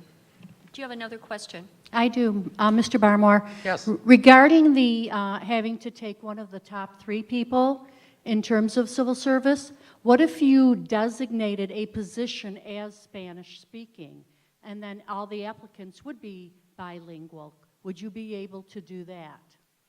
It's a possibility. I've been advised against it by the HR department because now you are forced to hire a bilingual Spanish-speaking person for that position. And regarding the number of applicants we've had in the past, it's quite conceivable that position could go, unfilled for years if there's nobody on the list. I mean, I can't go out and force people to take the test. They put the civil service test notices all over every public building in Chautauqua County, every office in the county, in the colleges, you name it. I mean, people know about the test. We get calls all the time, at the county, not in our office, but HR, when's the next test going to be? What do I have to do? People know about the test, and if they want to take them, they know when they are and they know where they can take them. We just haven't had a large quantity of bilingual Spanish-speaking people ever take the DMV test. What that reason is. Thank you. Thank you, Mr. Barmore. You're welcome. Thank you for your question. Any other questions in the audience? Mr. Barmore, Yes. at Jamestown debate, you said the county clerk's office lacks for absolutely nothing. Would you like to reconsider that answer? I don't recall saying that, but we don't lack for much. We've made major improvements in the clerk's office. We've streamlined the lands record department. We've streamlined the court records department. We've started e-recording and e-filing, which is a system whereby attorneys send the cases to us electronically rather than downloading or sending us loads and loads of paper that we have to then take apart, look over, scan into our system.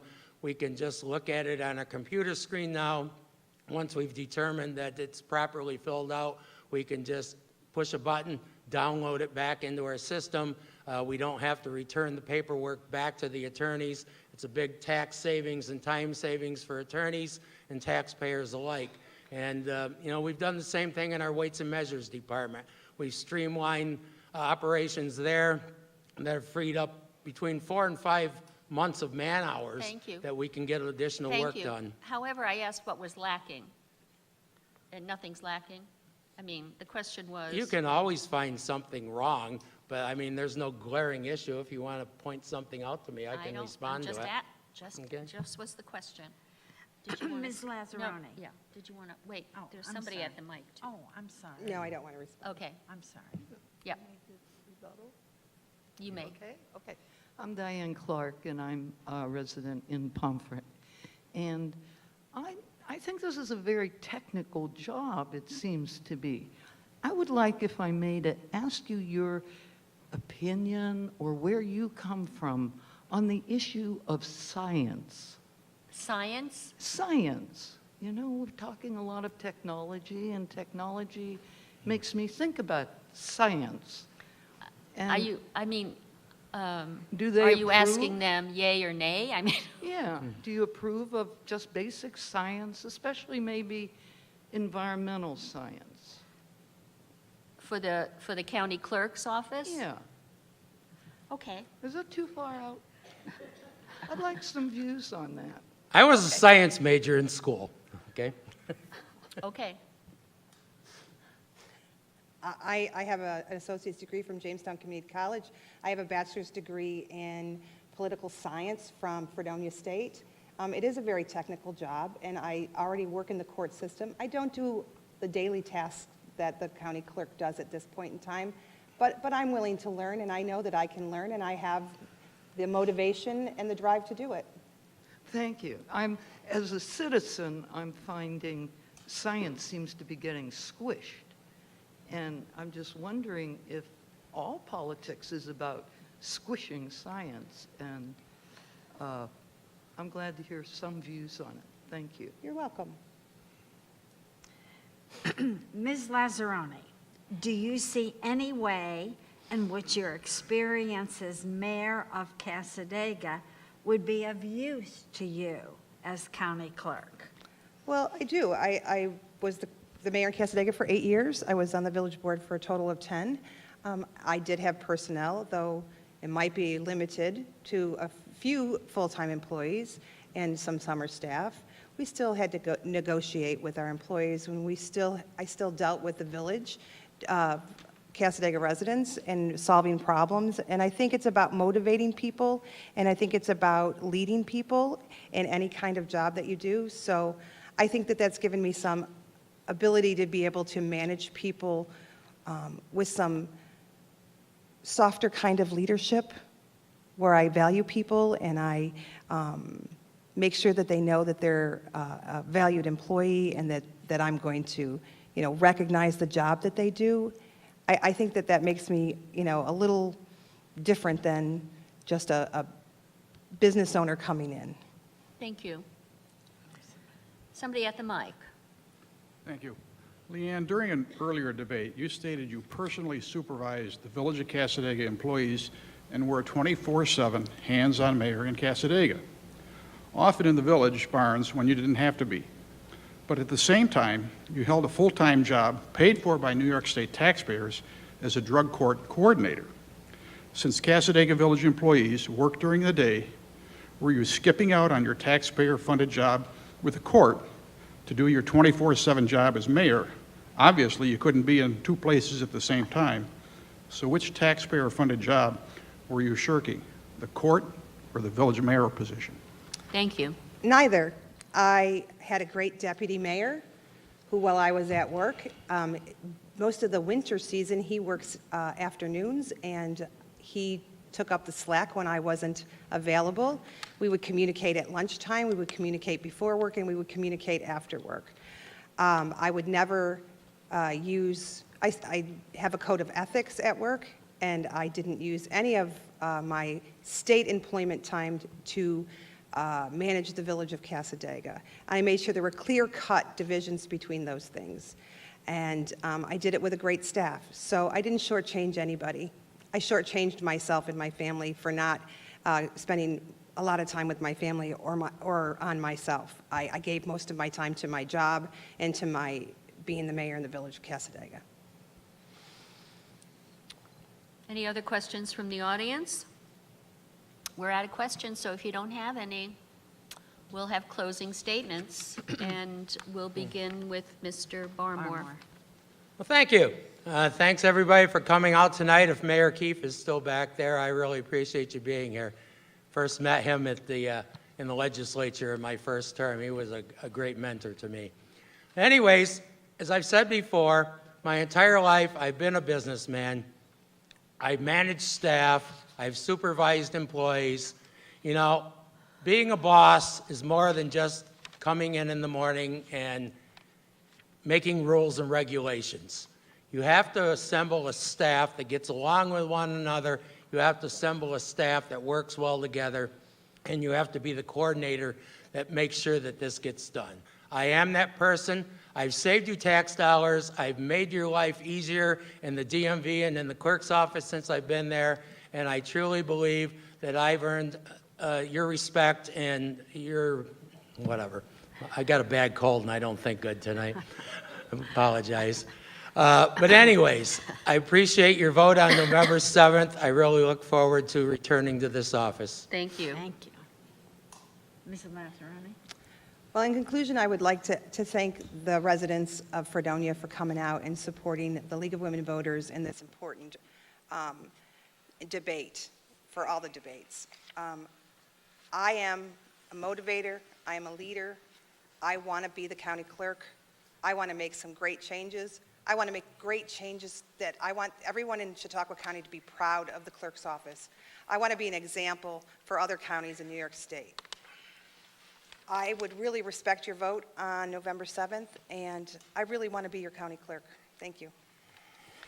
Thank you all for coming. I have to say that there was an editorial in October 21st Observer by Thomas Kirkpatrick Sr., and there's one paragraph that I think is so important. He says, "The upcoming election is of great importance to Chautauqua County and its people. Think about what the candidates have told you during this campaign. Is it solely campaign rhetoric, or does it give evidence of fresh thinking and a willingness to try new things? Then make an informed decision and vote for the candidate of your choice." Voting is November 7th, and the polls are open from 6 a.m. to 9 p.m. I want to thank Amindare Amaran, who coordinates all of these debates around the county 3 nights, and lots of candidates have to get on the calendar. And I want to thank our fearless timekeeper, Percy Burnett, who just has the worst job in the world. Thank you, Percy. If anybody wants to take that job, she'll be happy to step aside. So we urge you to vote and demonstrate that democracy is alive and well in Chautauqua County and New York State. Thank you all for being here. Thank you, candidates. Thank you.